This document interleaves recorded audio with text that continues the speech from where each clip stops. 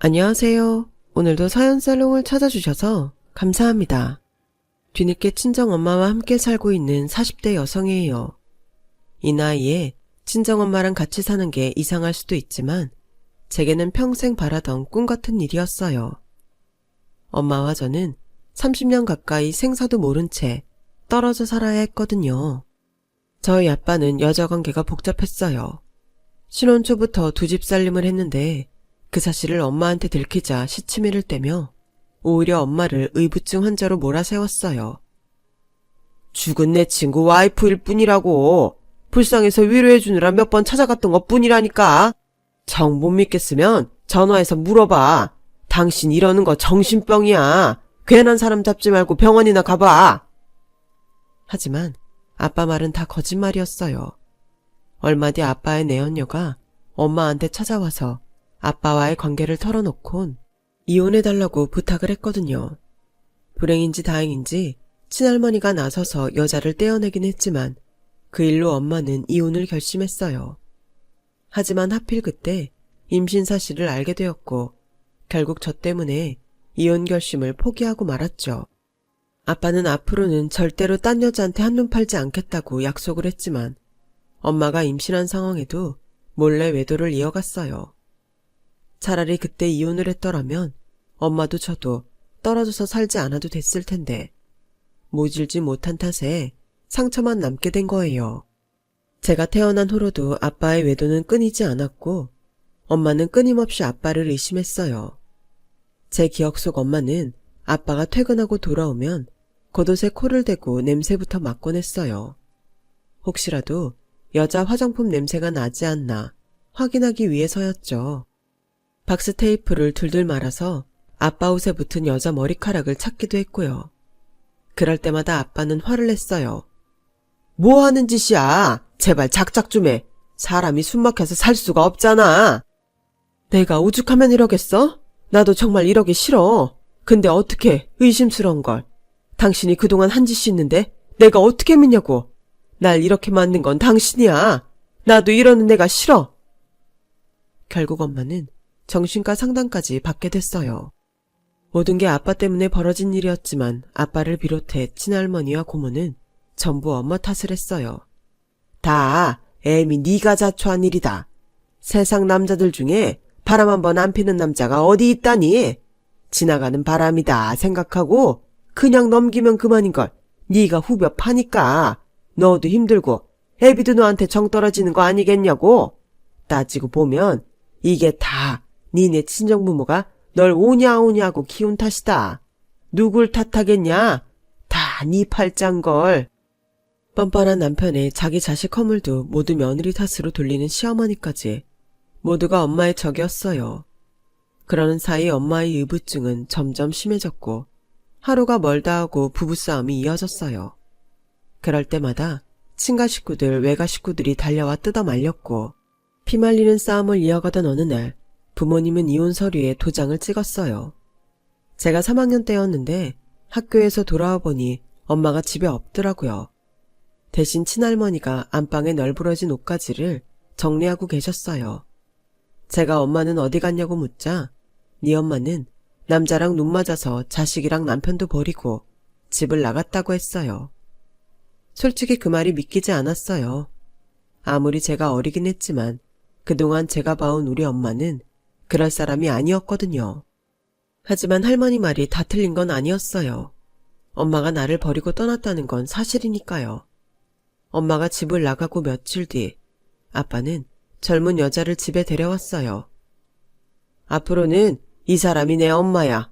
그러니까 말 잘 들어야 돼. 자기도 우리 지영이랑 인사해. 안녕? 아빠 닮아서 예쁘게 생겼구나? 우리 앞으로 잘 지내보자. 나 아빠 안 닮았어요. 우리 엄마 닮았어요. 어머? 쥐똥만한 게 아주 맹랑하네? 뭐 누굴 닮았든 상관없어. 나랑 같이 사는 동안은 서로 얼굴 붉힐 일은 만들지 않으면 되니까. 자기야, 안방이 어디야? 나 피곤해서 좀 쉬어야겠어. 여자는 저희 집에 온 그날부터 엄마가 쓰던 침대에서 잠을 자고 엄마가 쓰던 화장대와 옷장을 사용했어요. 저희 외갓집이 잘 살아서 엄마가 쓰던 물건들은 전부 고급 제품들이었는데 그래서 그런지 여자는 저희 엄마 물건을 버리지 않고 그대로 사용했죠. 옷장에 남아있던 엄마 옷이랑 백도 그대로 쓸 정도였어요. 하지만 1년도 안 돼서 그 여자 역시 집을 나갔어요. 아빠한테 딴 여자가 생겼거든요. 김치를 가져다 주러 집에 찾아온 할머니와 고모는 신발장과 옷장을 열어보곤 혀를 차며 그러더군요. 어머, 인연이 돈 되는 건 죄다 들고 나갔네? 예전 올케 언니가 들고 다니던 백이랑 구두 전부 비싼 건데? 귀신같이 알고 가져간 거 봐. 뭐야, 모피코트도 가져간 거야? 내가 찜해둔 건데. 이년아, 지금 그게 대수냐? 네 오빠 혼자 딸년 데리고 살게 됐는데 집에 여자가 있어야 밥은 제대로 먹고 다닐 거 아니야. 그러게, 멀쩡한 마누라까지 내쫓았으면 살림살 여자를 데려왔어야지. 어디서 그런 술집년을 데려와선 이 난리야. 일할 거 그냥 지영이 애미랑 살게 둘 걸 그랬다. 그래도 걔가 심성도 착하고 친정에 돈도 많았잖니. 네 오빠 이만큼 살게 된 것도 따지고 보면 다 처가덕인데 그 좋은 자리는 깨고 이 지랄로 살 건 또 뭐라니. 지쳐 비위 좀 맞추고 살았으면 여직 처가덕도 보고 좀 좋아. 바람을 필 거면 눈치 못 채게 뒤에서 피우고 끝낼 일이지. 에휴, 지질이 복도 없는 놈. 엄마, 모르는 소리 하지 마. 오빠가 복이 없긴 왜 없어? 이혼하면서 처가에서 돈도 꽤 뜯어냈다던데? 올케 언니가 정신과 다닌 거 트집 잡아서 지영이 양육권 뺏고 양육비 차원에서 수천 받았다고 나한테 자랑하더라. 솔직히 바람 피워서 마누라 의부증 만든 주제에 돈 받고 이혼하는 게 말이 돼? 나 같으면 가만 안 두지. 희년아, 지영이 들어 말 조심해. 아빠 때문에 인생을 망친 엄마는 그 후로 연락도 없었어요. 아니, 연락을 했는데 중간에서 누가 차단을 했는지도 모르겠네요. 젊은 여자가 집을 나간 이후 할머니가 저희 집에 들어와 함께 사셨거든요. 할머니는 제가 6학년이 되던 해 암으로 세상을 떠나셨고 이후로는 아빠와 저 둘이 살았어요. 엄마랑 살 때는 그렇게 바람을 피워댔던 아빠는 시간이 지나면서 전보다는 덜했는데 고모 말로는 돈이 떨어지니 여자들이 들러붙지 않아서 그런 거라고 하더군요. 처가 덕에 돈 걱정 없이 살던 아빠는 이혼하고부터는 하던 일도 잘 안 되고 아쉬울 때 돈 대줄 사람도 없어서 자금난에 시달려야 했어요. 그러다 사기까지 당하고 홧김에 술을 마시고 차를 몰다가 차가 전복되는 사고를 당해 세상을 떠나셨어요. 그동안 우리 가정을 파탄낸 아빠를 미워했던 저였지만 막상 홀로 남게 되니 아빠의 빈자리가 새삼 크게 느껴지더군요. 당장 내일부터 어떻게 살아야 하나 막막했거든요. 그래서 집 나간 뒤 단 한 번도 저를 찾지 않았던 엄마를 찾아 나섰어요. 기억을 더듬어가며 외가를 찾아갔는데 이미 수년 전에 집을 팔고 온 가족이 캐나다로 이민을 떠났더라고요. 그 소식에 신랄 같은 희망마저 완전히 사라지고 말았어요. 그때 제게 손을 내밀어준 건 다름 아닌 고모였어요. 할머니가 돌아가신 이후 연락조차 뜸했던 고모지만 그래도 유일한 핏줄이라고 저를 맡아 키워주겠다고 하더군요. 상황이 이렇게 된 걸 어쩌겠어. 너한테 아빠가 있니 엄마가 있니? 피부치라고 나뿐인데 나라도 널 걷어줘야지. 나야 그렇다 쳐도 네 고모부한테는 고마워해야 한다.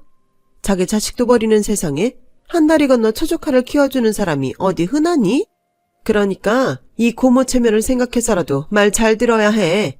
넌 그저 앞으로 집안 돌아가는 일은 고모부한테 맡기고 따르기만 하면 된다는 얘기야. 알아듣겠지? 그때까지만 해도 그게 정확히 뭘 뜻하는지 몰랐어요. 장례가 끝나고 며칠이 지나서야 고모 말의 본뜻을 알게 되었죠. 장례식을 마친 그 주 주말 아침부터 초인종이 요란하게 울렸어요. 찾아올 사람도 없는데 누군가 했더니 고모네 식구더라고요. 다짜고짜 대문 안으로 이삿짐을 든 인부들이 들이닥쳤고 순식간에 안방과 거실에 짐을 풀었어요. 할머니가 쓰시던 방은 순식간에 사촌 동생들 방으로 변해버렸고요. 너도 알다시피 우리 집에 너까지 데려다 살기는 좁잖니. 오빠도 가고 큰 집에 너만 털렁 남아있는데 따로 직구할 필요 있니? 우리가 들어와 살면 되지. 집에는 자고로 사람이 북적거려야 사는 맛도 나는 법이야. 그러고 서 있지 말고 너도 짐 좀 날라. 확실히 2층 단독주택이라 넓긴 넓다. 우리 살림 다 넣어도 널널하겠는데? 고모는 마치 평수 넓혀 이사하는 사람처럼 신이 난 듯 보였어요. 초등학생 사촌동생들도 신이 나서 온 집안을 헤집고 뛰어다녔고요. 그 상황이 못마땅한 건 저뿐이었어요. 하지만 싫다는 말은 할 수 없었어요. 고모가 저를 맡아주지 않으면 저는 시설에 들어가 살아야 했으니까요. 그래도 우리 집에서 살 수 있는 걸 다행이라 여겨야 할 상황이었죠. 고모랑 고모부는 이사를 마치자 바로 아빠 통장이랑 가게부터 챙겼어요. 그런데 고모 내외의 기대와 달리 집 외에는 건질 게 없었어요. 아빠가 하시던 가게도 거의 폐업 수준이었고 사기까지 당해서 오히려 은행 빚까지 있었거든요. 가게를 정리하고 은행 빚을 갚고 나니 수중에 남은 돈은 한 푼도 없었어요. 한미천 잡을 걸로 기대하고 선뜻 저를 맡기로 했던 고모와 고모부는 실망이 이만저만이 아니었어요. 세상에, 당신 오빠 뭐라고 산 거야? 빚잔치 하고 나니까 개털이잖아. 괜히 애만 떠하는 거 아니냐고. 그래도 이 집에라도 건진 게 어디야. 당장 전세금 올려줄 돈도 없었는데. 그리고 애초에 지영이 데리고 살자고 한 건 내가 아니라 당신이잖아. 그러니까 내 탓할 생각 마. 그날 고모랑 고모부는 안방에서 한참 말다툼을 했어요. 그리곤 단장 다음 날부터 저를 대하는 태도가 완전히 변해버렸어요. 툭하면 제 앞에서 돈돈거리면서 눈치를 줬고 공과금 영수증이 나올 때마다 마치 저 때문에 큰돈이 나가는 것처럼 눈치를 줬어요. 이거야 원, 고작 입이 하나 더 늘었는데 생활비가 곱절은 더 나가네. 쌀은 또 왜 이리 금방 떨어져? 아, 사방이 돈 나갈 일 뿐이네. 밥 한 숟갈 편히 입에 들어가는 날이 없을 정도로 눈치 보이는 나날이 이어졌어요. 또래들은 학교 성적 걱정을 할 때 저는 하루빨리 졸업해서 내 손으로 돈 벌어야겠다는 생각이 간절했어요. 그래서 인문계 고등학교를 포기하고 실업계 고등학교에 입학했어요. 졸업 전에 취업 실습을 하러 회사에 나가 첫 실습 수당을 받았을 때 제가 무슨 생각을 했는지 아세요? 친구들은 그 돈으로 휴대폰을 살까 옷을 살까 고민할 때 저는 이 돈을 고모한테 갖다 주면 앞으로 밥은 눈치 안 보고 먹을 수 있겠다는 생각을 했어요. 하도 눈칫밥을 먹고 자란 탓이었죠. 그런데 제 월급을 받은 고모는 실망하는 표정이 역력했어요. 이게 고작 이거야? 혹시 너 쓸 돈 미리 빼놓고 내놓는 거니? 그런 거라면 실망이다. 고모, 그게 다예요. 실습생들은 원래 월급이 그 정도밖에 안 돼요. 회사에선 오히려 일 가르쳐주는데 월급까지 받아간다고 그러는걸요. 대신 졸업하고 제대로 취직하면 그땐 더 많이 드릴게요. 번 돈을 온전히 털어주고도 눈치를 보는 건 매일반이었어요. 눈칫밥에서 벗어난 건 고등학교를 졸업하고 취직을 해서 본격적으로 돈을 벌기 시작하면서였어요. 하지만 사람 욕심이 끝이 없다고 고모는 제 월급의 70%를 받아가면서도 늘 부족하다고 타박을 하기 일쑤였어요. 상미랑 상훈이 학원비도 내야 하는데 들어오는 돈은 없고 내가 아주 그놈의 돈 때문에 허리가 휜다. 그래서 말인데 지영아, 너 돈 좀 있니? 월급 받은 지 얼마 안 됐잖아. 애들 학원비가 모자라서 그래. 고모, 제 사정 아시잖아요. 월급 받아서 고모한테 거의 다 드리고 제 차비랑 식비 정도밖에 안 남았어요.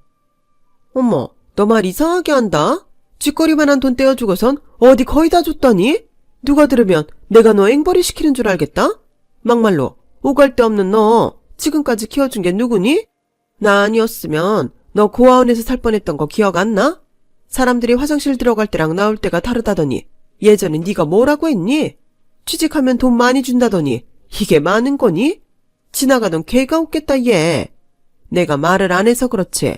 그동안 너한테 돈 들어갈 때마다 내가 네 고모부한테 얼마나 눈치가 보이는지 아니? 그런데 뭐가 어째?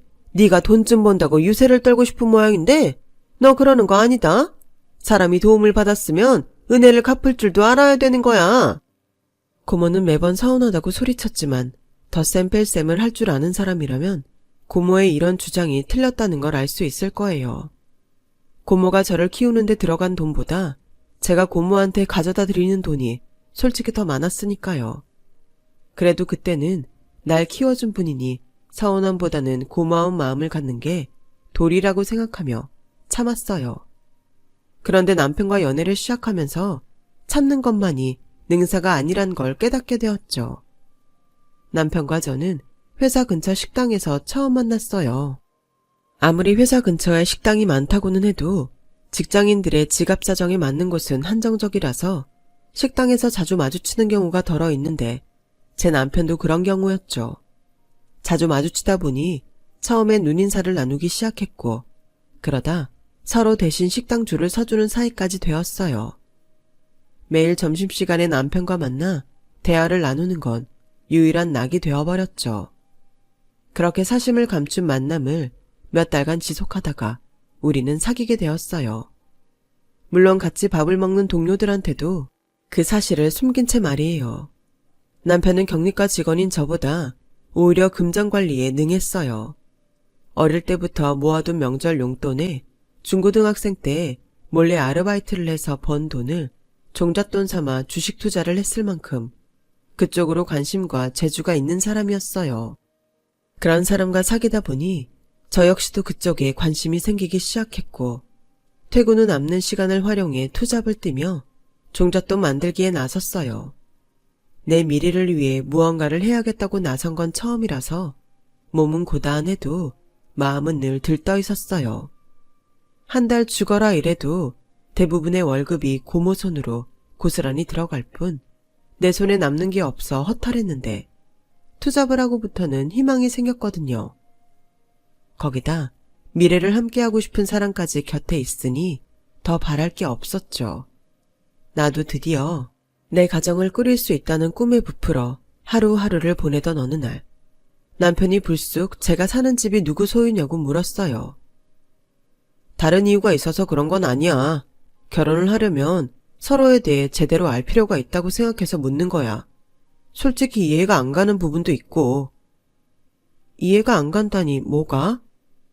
그렇잖아. 아무리 자기를 키워준 게 고마워서 그런다지만 월급 대부분을 고모한테 드리면 자기는 무슨 돈으로 결혼을 할 생각인 거야? 내가 듣기론 자기 아버님 돌아가시고 고모님 식구들이 자기네 집으로 들어왔다고 했는데 그럼 집세는 받고 있는 거야? 아니지? 그런데 거기다 그 많은 생활비까지 낸다니 상식적으로 말이 안 되잖아. 그건 고모가 날 키워주셨으니까. 키워주셨다고? 자기야, 내가 보기엔 자기를 키워준 게 아니라 자기를 이용해 먹은 것 같아.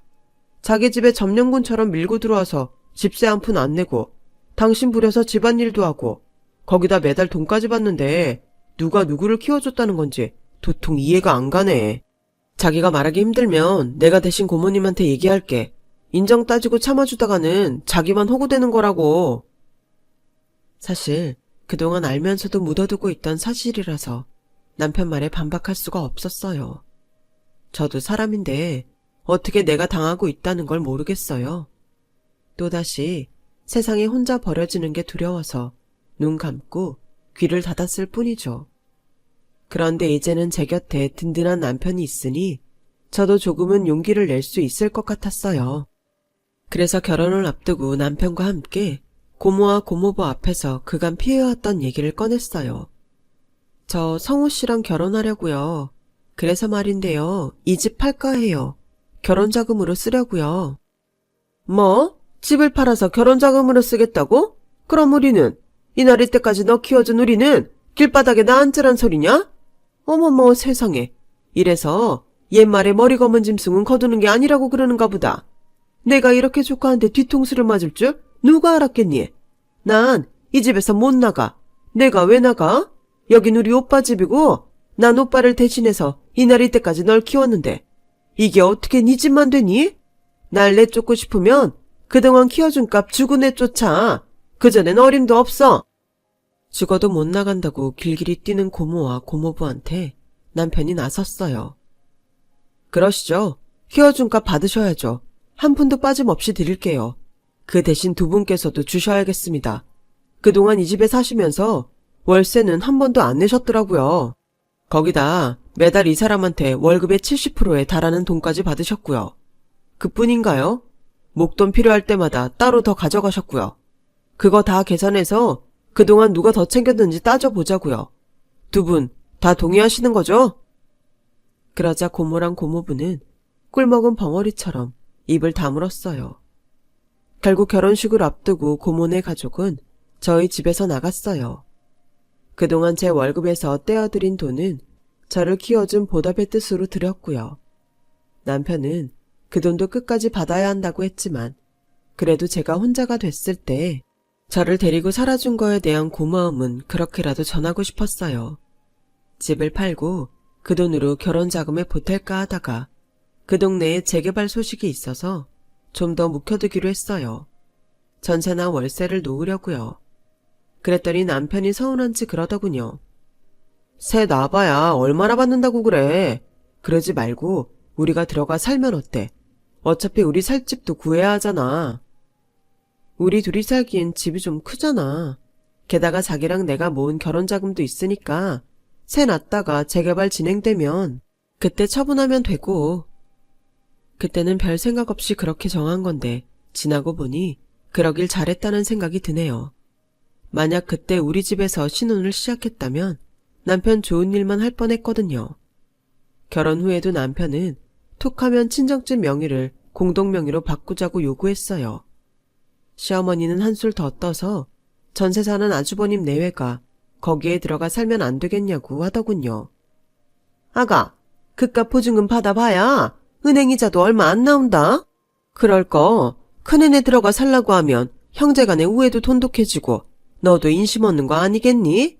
재개발 들어가면 그땐 군말 없이 피워줄 테니 너도 편하고 안 그러니? 그래 여보, 우리 그렇게 하자. 애도 셋씩이나 있는데 매번 전셋집 전전하는 형 보는 것도 불쌍하잖아. 자기는 그렇게 생각 안 해? 피가 섞인 고모도 십수년간 제 등에 빨대를 꽂고 살았는데 하물며 피 한 방울 안 섞인 시댁 식구들이 안 그러란 보장이 있나요? 그래서 매번 핑계를 대며 거절했더니 그 일로 시댁에선 미운 털이 박혔어요. 명절 때 찾아뵈어도 저한테는 냉랭한 시댁 식구 때문에 늘 가시방석에 앉은 기분이었죠.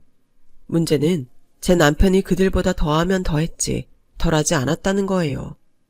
오랜 시간 연애를 했기에 남편에 대해 잘 안다고 생각했는데 결혼하고 보니 몰랐던 모습이 많이 보이더라고요. 남한테는 그렇게 계산적이고 손해보기 싫어하는 사람이 자기네 식구들이랑 엮인 일에는 세상 너그러울 수가 없었어요. 한 입을 덮고 사는 저보다 가끔 만나 안부를 나누는 자기 가족이 더 애틋하고 소중한 사람이더라고요. 무엇보다 남편한테 서운했던 건 아이를 갖지 않으려는 태도였어요. 저는 일찍 부모님과 이별을 하고 살아서 온전한 가정을 꾸리고 싶어 했는데 남편 생각은 달랐어요. 애 낳으면 그 순간부터 우리 인생은 사라지는 거야. 형네만 봐도 그래. 형편도 안 되면서 애는 줄줄이 낳아선. 결혼한 지 15년도 넘었는데 아직도 전셋집 생활을 못 면하고 있잖아. 그뿐인 줄 알아? 형수님은 시집 올 때 해온 정장을 아직도 입고 있어. 애들 키우느라 자신한테는 돈 쓸 여유조차 안 되니까 그런 거라고. 그런데도 자기는 애를 낳고 싶어? 그깟 옷 좀 못 사 입으면 어때? 난 평생 옷 못 사 입어도 좋으니까 애는 꼭 낳고 싶어. 돈 때문이라면 내가 더 열심히 벌게. 많이 낳자는 것도 아니야. 하나만 낳아서 이쁘게 키우고 살자. 자기도 애들 좋아하잖아. 조카들도 그렇게 예뻐하는 사람이 자기 자식 낳으면 얼마나 예쁘겠어. 그러니까 여보, 우리도 애 갖자. 아씨, 몰라. 생기면 낳겠지만 일부러 가질 생각은 없으니까 그런 줄 알아. 그때까지만 해도 저는 남편이 한 발짝 물러선 줄 알았어요. 자기도 내심 아이를 갖고 싶어 했던 게 아닌가 내 맘대로 이해했던 거죠. 그런데 결혼하고 3년이 지나고 7년이 넘도록 아기는 생기지 않았어요. 시댁에서는 제 몸에 이상이 있어서 그런 거 아니냐고 타박을 하셔서 병원도 여러 곳 찾아갔지만 제 몸에는 이상이 없었어요. 여보, 나랑 병원에 좀 가보자. 나한테는 이상이 없다는데 아이가 안 생기는 게 이상하잖아. 딱 한 번만 가보자. 응? 이러지 않기로 했잖아. 생기면 낳는 거지만 일부러 병원까지 찾아다니면서 애 가질 생각은 없어. 그냥 당신이 포기해. 당신 정말 이럴 거야? 시댁에 갈 때마다 어머님이 나붙잡고 하시는 소리 못 들었어? 내 잘못도 아닌데 왜 매번 내가 그런 소리를 들어야 하냐고. 그러니까 당신도 검사 받아. 저도 더는 아이 문제로 어머님한테 시달리기 싫어서 강제로라도 남편을 병원에 데려가기로 했어요. 그런데 상황이 그 지경이 돼서야 남편이 이실직고를 하는 거 있죠. 글쎄 정관 수술을 했다는 거예요. 나한테는 상의도 없이 혼자 독단으로 벌인 일이었죠. 몇만 원짜리 토스터기 하나를 살 때도 자기랑 상의하고 사라고 하는 사람이 정관 수술은 자기 멋대로 정했더니 기가 막혀서 말이 안 나왔어요. 잘못은 자기가 저질러 놓곤 그동안 시어머니한테 욕은 제가 다 들었다는 사실에 더 화가 나더라고요. 그래서 그 길로 어머님한테 전화해 당신 아들이 저지른 짓을 다 말했어요. 그러니 앞으로는 손주 문제로 내 탓하지 말고 당신 아들한테 따지라고요. 그 일로 남편과 소원해진 저는 한동안 각방을 쓰고 지냈어요. 그런데 그 무렵 생각지 못한 일이 벌어진 거예요. 혹시 엄마를 찾을 수 있을까 해서 유전자 등록을 해뒀는데 잃지 않은 사람이 있다고 연락이 온 거예요. 일단 확실한 검사를 해봐야 친모인지 알 수 있다고 해서 검사 결과가 나올 때까지 초조한 마음으로 기다렸어요. 아직 확실한 상황이 아니라서 남편한테는 비밀로 하고 있었는데 검사 결과가 친모녀 관계가 확실하다고 나온 거예요. 남편한테 알리기 전에 먼저 저 혼자 엄마를 만나러 갔어요. 엄마는 저를 보자마자 숨이 넘어갈 것처럼 오열을 하시더라고요. 아빠한테 저를 뺏기고 한동안 술에 빠져 살았더니 외할아버지가 이러다 딸 먼저 황천길 보내겠다고 이민을 결정하셨다더군요. 그렇게 온 가족이 캐나다로 떠났고 그곳에 정착해 살면서도 엄마는 저를 잊을 수가 없어서 몇 번이나 한국에 들어오려고 시도했었다나 봐요. 그럴 때마다 외할아버지는 엄마를 막았고 좌절감에 빠진 엄마는 술에 의존해 살게 되었다더군요. 결국 정신병원에 입원과 퇴원을 반복하며 살다가 얼마 전 외할아버지가 세상을 떠나시자 한국으로 온 거예요. 우리가 살던 집에 가봤는데 이미 온 동네가 재개발로 빈집들 뿐이더라. 널 찾을 방법이 없어서 그 집 앞에서 며칠을 서성이고 있었는데 순찰 나온 경찰이 유전자 등록을 하라고 알려줬어. 덕분에 이렇게 널 찾았구나. 엄마 때문에 그동안 많이 힘들었지? 어떻게든 내가 널 데리고 나왔어야 했는데 엄마가 너무 미안해. 저보다 더 모진 인생을 살아온 엄마는 모든 게 다 당신 탓이라며 무릎을 꿇은 채 제 앞에서 한참을 우셨어요. 그날 밤 저는 엄마를 모시고 집으로 돌아왔어요. 남편한테는 미리 전화로 상황을 알려주었지만 뜬금없이 나타난 장모의 등장에 남편은 당황하더군요. 대면대면한 사위의 태도에 엄마도 불편하기는 마찬가지였던 모양이에요. 제 남편 눈치를 보며 미안하다는 말만 연거푸 하셨거든요. 30년 만에 엄마와 함께 잠자리에 든 저는 밤이 새도록 그간 못했던 얘기를 나눴어요. 다음 날 회사에 출근하려면 잠을 자야 했지만 그런 건 문제도 안 됐어요. 회사에 몸이 아프다고 거짓말을 하고 쉴까도 했지만 엄마가 그러지 말라고 말리셔서 쉽게 떨어지지 않는 발걸음으로 출근을 했어요. 엄마한테 어디 가지 말고 꼭 집에 있으라는 말을 수없이 하고 집을 나섰지만 그래도 안심이 안 되더군요. 혹시라도 엄마가 말없이 떠나버리지는 않을까? 괜한 걱정까지 들었거든요. 남편은 이런 제가 못마땅해 보였는지 언제까지 장모님이 우리 집에 계실 거냐고 묻더라고요. 30년 만에 만난 엄마야. 우리 집에 온 지 하루밖에 안 됐다고. 더군다나 한국에 있을 곳도 없는데 당신은 벌써부터 우리 엄마 내보낼 생각부터 하는 거야? 그럼 이 마당에 내가 쌍수 들고 반길 줄 알았냐? 솔직히 자식 버리고 30년이나 지나서 찾아온 사람을 내가 장모랍시고 선뜻 반겨줄 수가 있겠냐고. 지영아, 제발 이성적으로 생각하자. 까놓고 말해서 자기 힘으로 먹고 살기 힘드니까 이제 와서 너한테 빌붙어 살려고 온 건지 누가 알아? 자그마치 30년이다. 너 찾으려는 마음 있었으면 진작에 10번도 더 찾아왔을 시간이라고. 그런데 안 왔었잖아.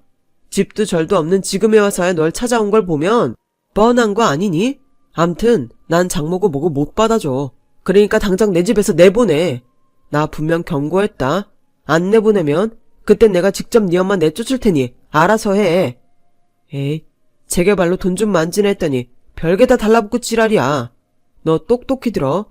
이번에 집 파는 돈 한 푼이라도 네 엄마한테 줬다간 그날로 이혼이야. 알았어? 남편은 엄마가 재개발 소식을 듣고 돈 뜯으러 찾아왔다고 생각했어요. 지난 10년 가까이 지지부진하던 재개발이 하필 그 무렵 극적으로 진행되기 시작했거든요. 수십 년을 벌어야 겨우 만질 수 있는 돈이 한꺼번에 굴러 들어오게 되자 남편은 그 돈을 뺏기지 않으려고 눈에 불을 켜고 달려들었어요. 자기가 땀 흘려 번 돈도 아니면서요. 그리고 결국 남편은 넘지 말아야 할 선까지 넘고 말았죠. 아무래도 일이 손에 안 잡혀서 조퇴를 하고 집에 일찍 돌아왔는데 현관까지 쩌렁쩌렁하게 남편 목소리가 들렸어요. 나요, 당신 장모로 인정 안 해요. 까놓고 말해서 자식 새끼 버리고 집 나간 사람한테 장모는 무슨 장모. 내가 지영이랑 결혼해 살면서 딱 하나 좋았던 게 뭔 줄 알아요? 딸린 군 식구 없다는 거였어요. 근데 이제 와서 딸 자식 부양받겠다고 그쪽에 나타날 줄 누가 알았겠어? 안 그래도 재개발 시작한다는 소식 듣고 거머리 같은 지영이 고모까지 다시 연락가서 짜증 나는데 내가 당신까지 신경 써야겠냐고. 암튼 다 필요 없고 내가 좋은 말 할 때 떠나요. 다 늙어서 거지꼴로 나타나선 어디서 비비려들어. 자기 몸뚱이 하나 늘 집 한 칸 없으면서 자식은 뭐하러 찾아오냐고. 제발 주제 좀 알라고요. 40 다 된 딸 자식 이혼녀 만들기 싫으면 머리카락 한 가닥 보이지 않게 꽁꽁 숨어 살란 말입니다. 내 엄마한테 살기 등등하게 지저대는 남편의 모습에 피가 거꾸로 솟는 것 같았어요. 그래서 구두도 벗지 않은 채 집 안으로 달려들어가 그대로 남편의 뺨을 올려붙였어요. 얼마나 힘을 줘서 때렸는지 제 손이 얼얼할 정도였죠. 이 개자식아, 네가 무슨 자격으로 내 엄마한테 그딴 소리래? 네가 아주 돈에 미쳤구나. 돈벼락 맞으니까 눈에 뵈는 것도 없지. 근데 어쩌냐? 그 돈벼락 맞은 사람은 네가 아니라 난걸? 네가 뭘 좀 모르는 모양인데 그 집 결혼 전에 내가 아빠한테 상속받은 내 재산이야. 너랑 이혼할 때도 재산 분할에 들어가지 않는 내 소유의 내 재산이라고. 아무런 지분도 없는 놈이 어따 대고 내 엄마한테 개지랄이야. 너 그 집 사는데 돈 보탠 거 있어? 직접 벽돌 한 장이라도 쌓았니? 그 집 우리 외할아버지가 우리 엄마 결혼할 때 사준 집이야. 엄연히 따지면 우리 엄마 집이라고. 근데 네가 뭔데 내 엄마한테 이래.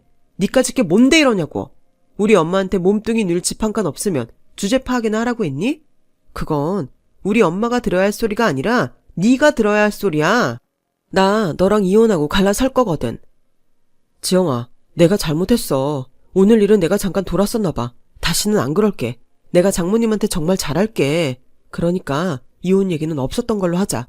네가 무릎 꿇으라고 하면 꿇고 빌라면 싹싹 빌 테니까 제발 이혼만은 안 돼.